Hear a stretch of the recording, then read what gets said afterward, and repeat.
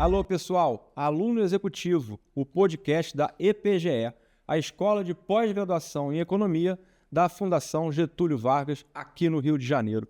Há 24 anos formando executivos.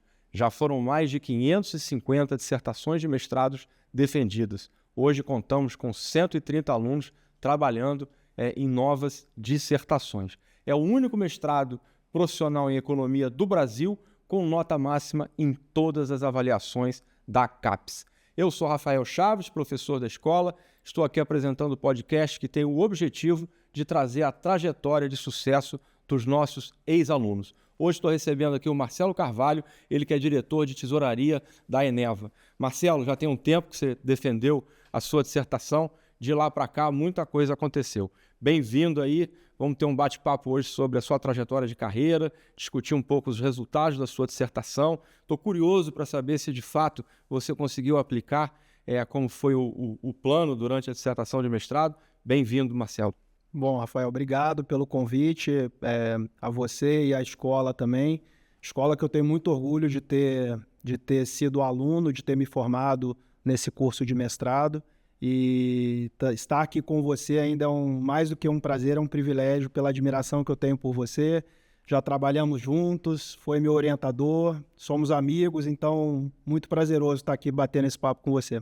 Obrigado, Marcelo. Antes de entrar no tema mais árido, mais técnico da dissertação, vamos falar um pouquinho do gás. Você trabalha hoje na Eneva, a gente sabe que é uma empresa que está fazendo um excelente trabalho trazendo gás, trazendo energia para mover o Brasil, né? Super importante. E de vez em quando tem uma discussão, tem que ter mais gás para o Brasil crescer, ou o Brasil precisa crescer para ter a demanda e conseguir puxar mais gás. A gente sabe que não é barato, né? O gás, você precisa ter um projeto de investimento, muitas vezes é o gás associado em alto mar, ou às vezes mesmo em terra, tem que fazer o poço, tem que fazer o trabalho exploratório. Não é barato tirar o gás e colocar à disposição do setor elétrico, do setor industrial. É um pouco uma história assim do ovo e da galinha, né? Que vem primeiro, mas eu gostaria que você analisasse um pouco. Você acha que o Brasil precisa crescer para ter maior oferta de gás, ou a gente precisa ter maior oferta de gás para o Brasil poder crescer? Não, excelente ponto. Eu acho que você tocou num aspecto que o gás ele tem uma forma de monetização nem sempre óbvia. E muitas vezes o operador ele consegue encontrar gás, mas se ele não tem um projeto de monetização do gás, um projeto para fazer aquele gás chegar economicamente viável a um consumidor, aquilo não tem valor agregado algum. Mas indo especificamente à sua provocação, entendo que o Brasil precisa de gás para crescer. E crescer de uma forma sustentável.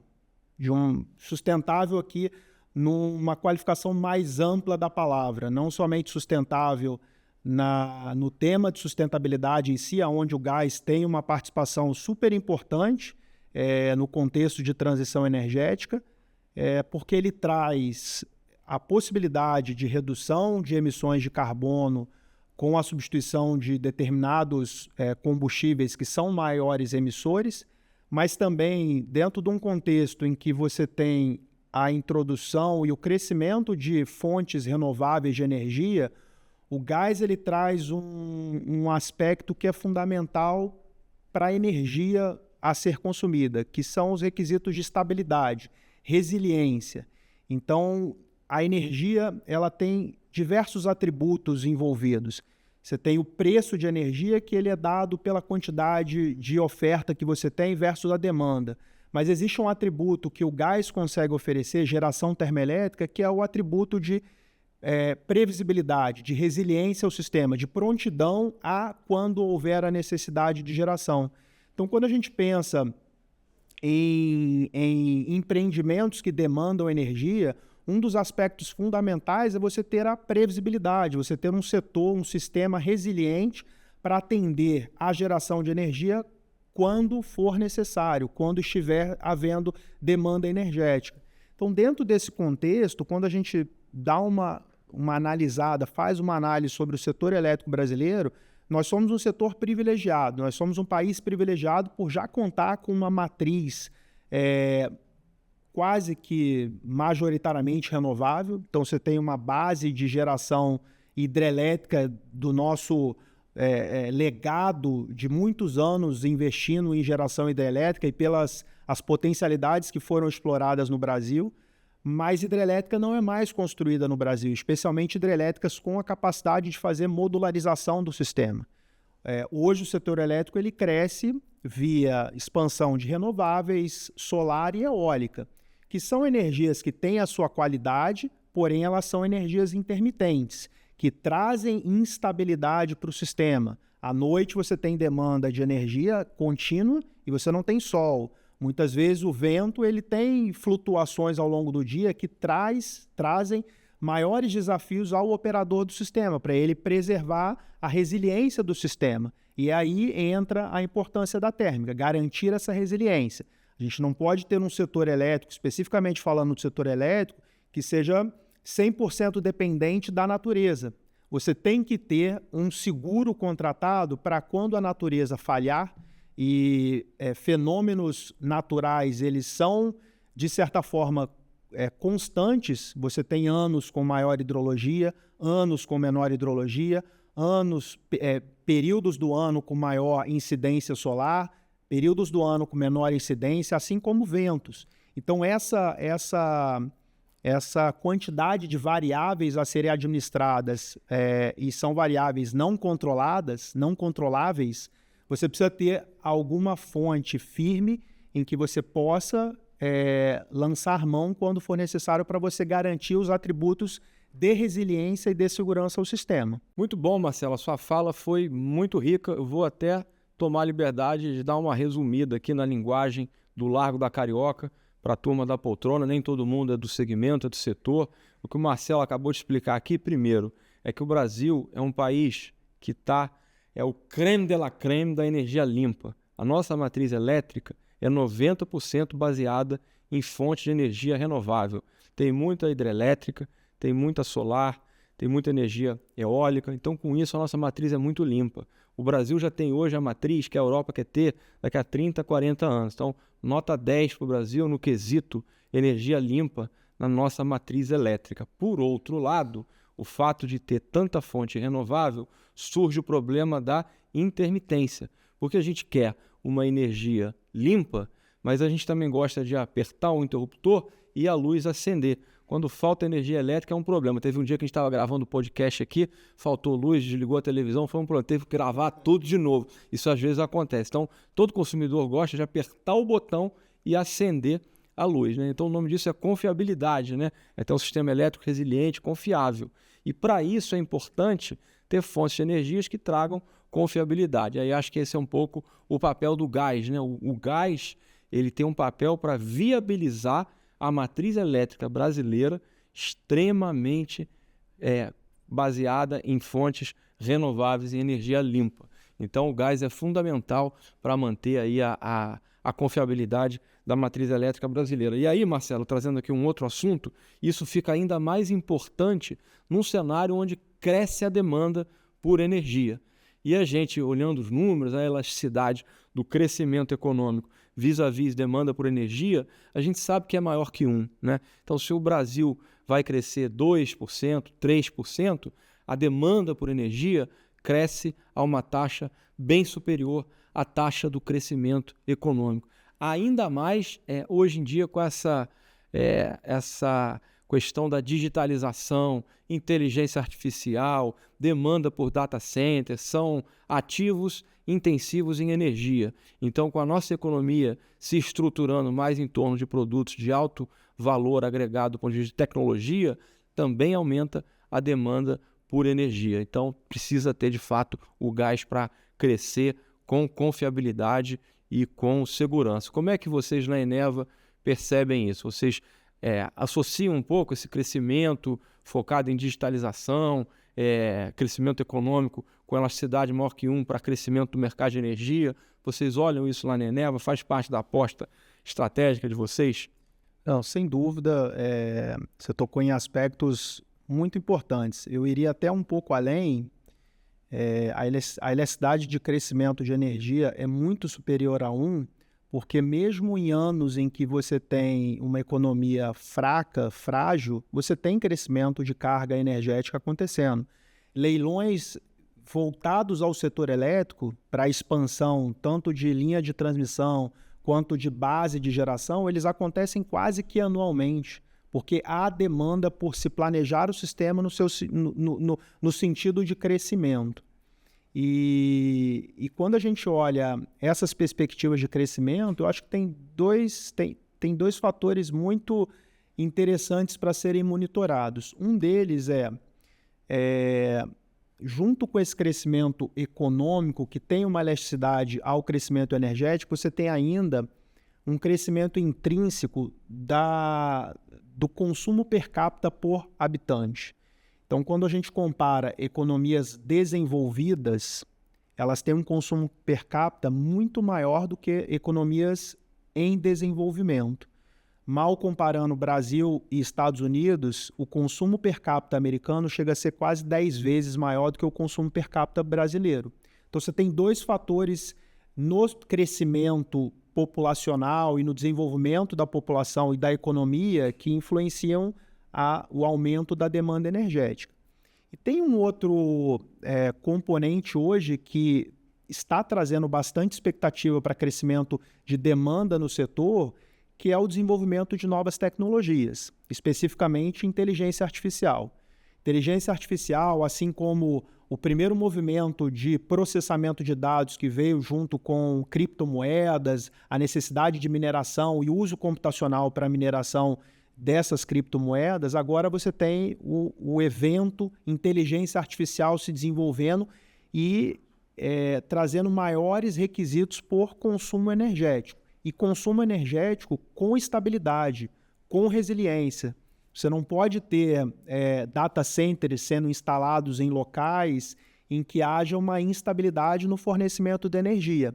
Mas, por outro lado, existe uma tendência desses principais provedores de tecnologia, quando você pega grandes empresas como Microsoft, Google, eles buscam implementar os seus data centers alinhados com uma pauta de sustentabilidade. Então, eles buscam energia limpa para prover os seus data centers, mas eles não podem abrir mão da resiliência, da estabilidade, da previsibilidade de suprimento de energia. Eles não podem ficar à mercê de uma energia instável, porque o data center precisa ter justamente essa previsibilidade de geração energética. Então, somando isso tudo, o Brasil pode estar vivendo aí uma janela de oportunidade super interessante para ser atrativo para esses data centers que vão ser instalados no horizonte de 3, 4, 5 anos, para a gente poder capturar uma parcela desse desenvolvimento tecnológico, trazer para o país, porque a gente tem energia limpa e a gente consegue prover uma energia firme, sustentável no sentido de trazer previsibilidade de suprimento ao data center. Com certeza. O gás ele tem esse atributo de trazer a confiabilidade ao suprimento de energia. Tá. Nessa linha, fazer uma pergunta. Estou vendo que você está bem por dentro. Vocês devem estudar isso bastante na Eneva, porque é uma produtora importante de gás. O Brasil, hoje, ele é um hospedeiro desses data centers, ou na América Latina a gente tem outros países que competem com o Brasil? Como é que você vê? Porque quem quer investir num data center, ele pode escolher, né? Porque o capital é imóvel, né? Escolhe onde é que investe. Você vê hoje o Brasil na liderança para a atração de investimentos para data centers, ou na América Latina você vê algum país que compete com a gente? Infelizmente, nós temos um ambiente que tem uma energia limpa, como eu falei, e temos um país com uma institucionalidade mais desenvolvida, mais madura do que outros países na América Latina. Mas hoje o país que mais tem atraído data centers é o Paraguai, porque é um país que está oferecendo uma energia estável, vindo de Itaipu, da parcela que o Paraguai tem de direito da energia de Itaipu, para que esses data centers sejam instalados lá. Então, eles hoje têm sido o país da América Latina que mais atraem a implementação desses data centers. A despeito de nós termos também energia barata, energia limpa, com previsibilidade e resiliência do setor, e um país institucionalmente bem mais maduro se comparado a outros na América Latina. Mas hoje nós não temos capturado a quantidade de oportunidades que esse setor tem trazido. Não pode menosprezar o cavalo paraguaio correndo por fora, mas a gente tem condições de chegar lá, né? Porque acho que o Brasil é um país abençoado em termos de recursos naturais, né? Eólico, solar, hidrelétrica, petróleo, gás. Acho que se a gente quiser fazer acontecer, a gente consegue atrair esses investimentos, né? E seria muito bom para o Brasil. Voltando agora um pouco para a tua dissertação, a área de finanças, né? Eu me lembro, sim, vou até tentar dar uma explicação para o público em geral do que você fez, né? Você tem uma empresa, a tua empresa vai crescer, você vai captar dinheiro fora da empresa. Tem duas formas básicas de fazer isso. Você pode pegar uma dívida num banco e pagar uns juros, é um contrato, ou você pode pegar dinheiro de novos acionistas. E aí a pessoa aporta, o novo acionista, ele toma todo o risco junto com quem já estava na empresa. No caso da dissertação do Marcelo, na época nós trabalhávamos juntos na PGN, a Parnaíba Gás Natural, que é a empresa que deu continuidade à OGX, foi uma reestruturação da antiga OGX, do grupo X, do Ike Batista, depois foi Parnaíba Gás Natural. E ele bolou um mecanismo onde não era nem uma dívida e nem uma ação. Porque uma ação, o cara entra abraçado contigo na dor e na tristeza, toma todo o risco. O banco, ele entra ganhando juros, então não tem divisão de risco.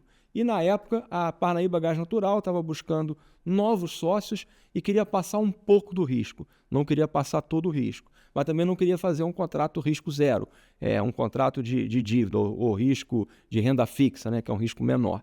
Então, o Marcelo ele desenhou um instrumento financeiro que tinha embutido uma opção, que era uma ação, onde o cara fica sócio, mas tem uma opção de compra e uma opção de venda. Tem porta de saída para os dois sócios, tanto o sócio original quanto o novo sócio. Então, basicamente, tinha muito número, um modelo matemático, mas um instrumento financeiro onde você criava uma possibilidade de atrair um sócio novo com uma diluição de risco, uma divisão de risco, que não era nem tanto como uma ação e nem tanto também, não tão pouco quanto um instrumento tradicional de dívida. Então, era uma ação com opções embutidas de compra e venda. E eu me lembro que o Marcelo, na época, me disse que ia usar isso para que a Parnaíba Gás Natural buscasse novos sócios estratégicos. De lá para cá, a Parnaíba Gás Natural virou Eneva, cresceu, um case de sucesso, mas eu fiquei curioso, a gente não conversou mais, você conseguiu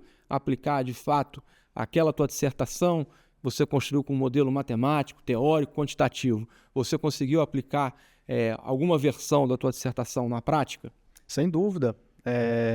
Você bem clarificou os objetivos por trás da dissertação, e quando a gente pensa em estrutura de capital das companhias, como você comentou, você tem o equity do acionista, que está 100% do risco do negócio, você tem a dívida, onde tem um pré-acordo de remuneração ao investidor de renda fixa, seja banco, seja investidor direto, e existe uma lacuna entre eles em que há uma oportunidade, diversas alternativas de você criar instrumentos, sejam chamados quase equity, em que você tenha uma parte do componente do risco do negócio, mas que você tenha também um pouco da previsibilidade do instrumento de renda fixa.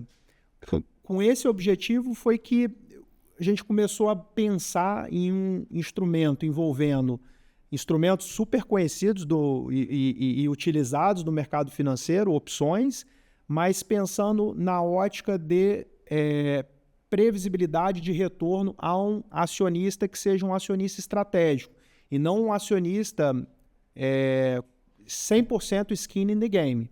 Então, que seja um acionista que tope alocar recurso correndo algum tipo de risco do negócio, mas que tenha um risco, de certa forma, limitado. Porque a realidade é que qualquer modelo de fluxo de caixa de uma companhia, ele não é determinístico. Ele é estatístico, ele é probabilístico. Então, ele tem uma série de componentes ali que trazem volatilidade para o fluxo de caixa em si da companhia. Algumas linhas de negócio mais, outras menos. Então, quando a gente pega a indústria de commodity, ela tem implicitamente ao seu fluxo de caixa um componente que tem flutuação de preço com bastante volatilidade. E não é todo acionista que está disposto a ter esse nível de volatilidade no seu retorno esperado. Então, com o uso de opções, que nesse caso eram opções reais baseadas em indicadores da companhia que tinham volatilidade, você conseguia estabelecer um range de retorno a um acionista estratégico. Ou seja, garantir que ele não tenha um retorno muito elevado, porque ele também não está correndo 100% do risco, então ele tem que ter um limite de retorno, mas também ele tem um floor, ele tem um piso de retorno, porque ele também não está disposto a correr 100% do risco do negócio. Então era uma estrutura que você criava um intervalo de retorno ao acionista, de forma que um acionista, um investidor estratégico, tivesse maior predisposição a participar daquele negócio com um instrumento que era, como eu comentei, um instrumento quase equity. Ele tem componentes de um equity, mas ele também tem um componente de previsibilidade que traz o retorno esperado para ele, dentro de um range, dentro de um intervalo de retorno, mas, de certa forma, ele traz um intervalo e uma maior previsibilidade. O cara queria entrar no show, ele não queria entrar nem numa apresentação de música clássica, muito calminho, mas também não queria ir para uma festa rave. Aí vocês modularam o negócio para ir para uma rodinha de samba, tem um pouquinho de emoção, mas não muito, mas tem um pouquinho de emoção. Mas tem nome esse acionista? Teve de fato essa transação? Teve uma tranche? Fizemos recentemente. Deixa eu só me lembrar aqui, a sua defesa foi que ano, você lembra? 2015. 2015, né? Ainda era Parnaíba Gás Natural, ali no edifício argentino, né? E aí você foi lá com a tua dissertação debaixo do braço, com modelo matemático, convencer a turma lá de botar de pé, e botou de pé de fato? Teve uma captação? Ela ficou alguns anos na gaveta, porque a história da companhia foi uma história bastante emocionante, então tiveram algumas mudanças importantes ao longo do caminho, um processo de reestruturação que nasce de duas empresas do antigo Grupo X, a MPX Energia, que era uma empresa de geração termoelétrica, e a Parnaíba Gás Natural, que era uma empresa que supria o gás para as térmicas da MPX. No Maranhão, né? No Maranhão. Então, duas empresas que por algum tempo permaneceram separadas, mas em 2018 a lógica do business era estarem integradas. E ali que você aplicou. Exato. Quando houve a integração das empresas, nós tivemos uma oportunidade de implementar uma variação dessa estrutura em uma das nossas subsidiárias. É uma operação que é chamada nós fizemos emissões de ações preferenciais, em que nós desenhamos uma distribuição de dividendos privilegiada ao acionista preferencial, de forma que houvesse uma previsibilidade de retorno a esse acionista. Ali a diferença é que nessa estrutura o acionista não tinha o direito de saída, mas ele tinha algum nível de flexibilidade do tempo que ele alcançaria o retorno esperado. Então ele não tinha uma previsibilidade anual de retorno para que ele pudesse exercer a saída dele. A saída dele ela é mais na variante temporal. Então ele tem um tempo em que ele vai obter aquela remuneração esperada. Então ele tem alguma flexibilidade de tempo e ele tem um montante perseguido a receber de remuneração.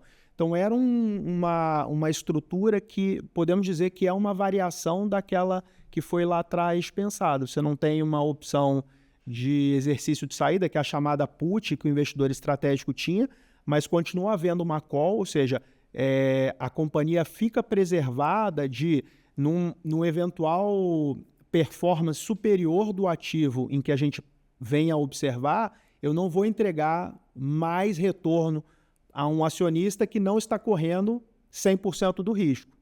Então, eu tenho uma proteção para a companhia para que o retorno que esse acionista vai receber ele também seja limitado.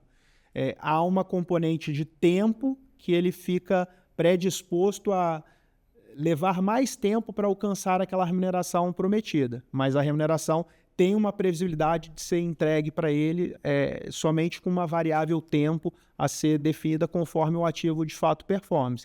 Mas, na prática, existe um risco de performance que esse acionista está correndo, só que ele tem uma flexibilidade ou uma tolerância temporal envolvida no quanto de tempo ele vai levar para alcançar aquela remuneração. Mas é uma estrutura que derivou-se desse estudo que foi pensado na dissertação. E que deu certo, né? Que é o mais importante. Você sabe que você tem duas dificuldades. Uma muito grande de montar o modelo matemático, encontrar os resultados. E uma vez que você está seguro ali, você tem uma segunda dificuldade, que é convencer as pessoas que aquilo funciona e fazer. Você tem que vender o modelo e fazer dar certo. Mas que bom que deu certo. Bom, a prova disso é que você está até hoje diretor na Eneva e está aqui no podcast, né? Senão não estaria aqui se a dissertação tivesse dado errado. Então, que bom. Mudando um pouquinho um assunto menos árido, vamos falar um pouquinho de pessoas, né? O maior ativo de qualquer empresa são as pessoas, né? Isso aí acho que não tem nenhuma dúvida. Não importa o setor, o segmento, não importa o quanto você coloque de inteligência artificial, sempre o maior ativo por trás de cada empresa são as pessoas que lá trabalham. Eu sei que você tem um time grande ali trabalhando para você, e hoje em dia tem uma discussão muito grande sobre diversidade, né? Isso é uma pauta na Eneva. Você tem algum caso de diversidade na sua equipe que você pudesse dividir com a gente? Você acha que isso é importante? Eu acho que o tema diversidade ele é um tema que precisa estar sim nas discussões do seu dia a dia, porque existem determinados grupos de pessoa que factual, tiveram menores oportunidades. Existem grupos que foram privilegiados por terem as oportunidades e, de alguma forma, a gente precisa tratar isso. A gente precisa equacionar. Também não acredito que a solução seja uma solução de forma indiscriminada, do tipo forçada. Eu acredito muito mais em que você precisa preparar o ambiente para o acolhimento da diversidade, né? E quando eu falo isso, nós tivemos há alguns anos atrás na companhia um projeto de inclusão de pessoas com deficiência, PCDs, à força de trabalho da empresa. Então foram alguns PCDs contratados pela companhia dentro de um programa de inclusão, e a minha área foi beneficiada com uma dessas pessoas. E é uma pessoa, continua conosco até hoje. Ele deve ter algo como 5 anos já de companhia. É uma pessoa com uma formação excelente. Qual é a característica? Ele tem um nível de surdez auditiva, isso. É uma pessoa que entrou na companhia, foi super bem avaliado, se destacou pela qualidade no exercício das atividades dele. Alta performance, muito preocupado com a exatidão das informações que ele produzia e prestava, muito preocupado em fazer o certo e muito comprometido com a companhia. Mas enfrentou desafios internos, desafios das pessoas compreenderem a história por trás desse profissional barra pessoa. É uma pessoa que não vivenciou os mesmos desafios que uma pessoa sem deficiência enfrenta. Então, você estar preparado, você estar consciente e ter os seus profissionais conscientes de que vão receber essas pessoas e são pessoas que vão ali ser cobradas, ser avaliadas e terem os méritos ou não, como qualquer um outro, mas que o ambiente esteja preparado para acolher e operar com essas pessoas dentro da organização.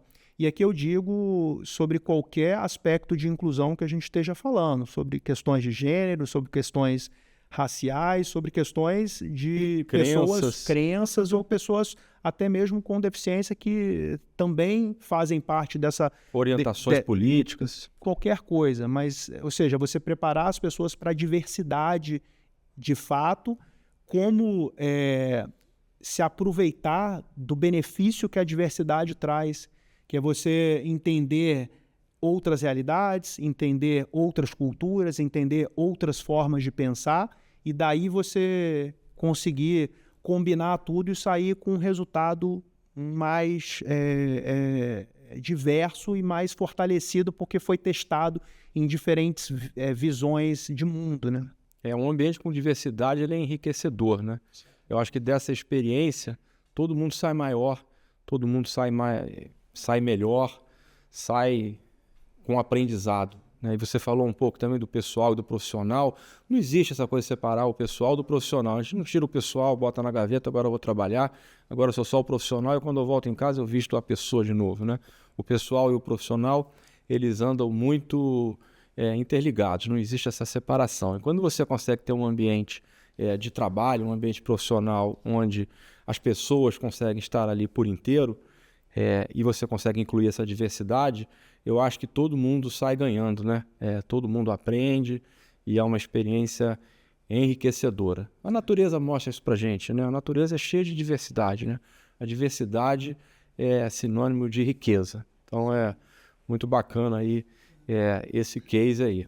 E cada um tem a sua história, cada um tem o seu valor, os seus valores, o seu potencial. E quando a gente combina isso para extrair do time o que cada um pode contribuir e fazer os chamados cheques de consistência, porque cada opinião ela vai gerar uma convicção ou uma volta à análise necessária. Então, dali você vai extraindo, você vai tendo as suas confirmações ou não das teses e, com certeza, o seu resultado vai ser mais fortalecido do que se você trabalhar com uma linha de pensamento, de cultura, de raça, de gênero, de orientação política única, né? Senão você vai estar falando só com iguais.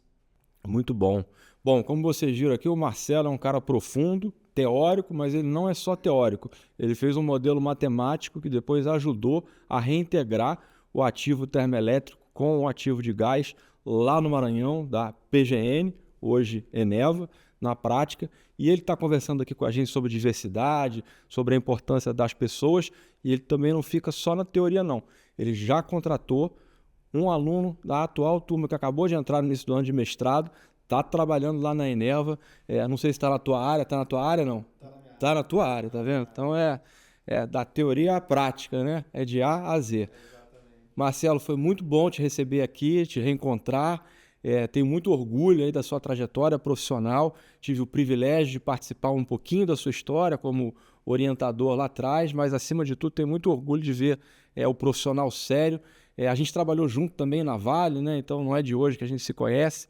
E foi um prazer, para mim uma honra te receber aqui. Obrigado por dividir um pouquinho do teu conhecimento.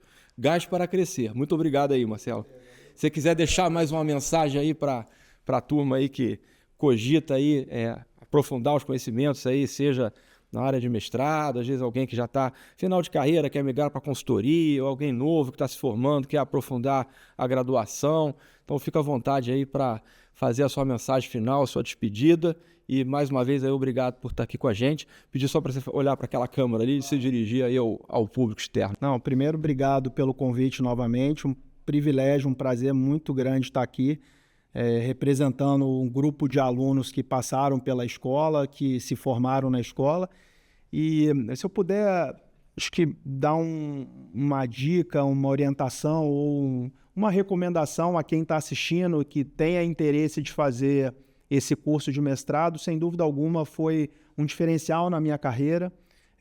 Eu sempre eu dei muita importância à formação acadêmica, combinada com a dedicação profissional, que é onde a gente consegue realmente se formar como profissional, mas não esquecendo o lado acadêmico, que te prepara para os desafios das profissões.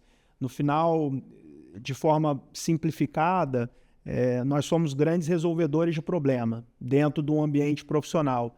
E quando a gente atua dentro do ambiente educacional, o que nós somos treinados é a resolver problemas. Então, a gente vai para lá para deixar a nossa mente bastante acelerada no sentido de resolver problemas. E o ferramental oferecido por esse curso de mestrado. É um ferramental que no dia a dia a gente consegue observar a importância de ter aprendido para poder adotar na prática. Então, super recomendo, sou um ex-aluno muito feliz pela escolha e muito confiante de que a escolha foi bastante acertada naquele momento que eu decidi fazer o curso. Marcelo, mais uma vez aí, muito obrigado aí pela sua presença aqui. Foi ótimo bater esse papo contigo. Pessoal, fique com a gente aí. Obrigado pela audiência aí. Mais um podcast e até a próxima. Obrigado.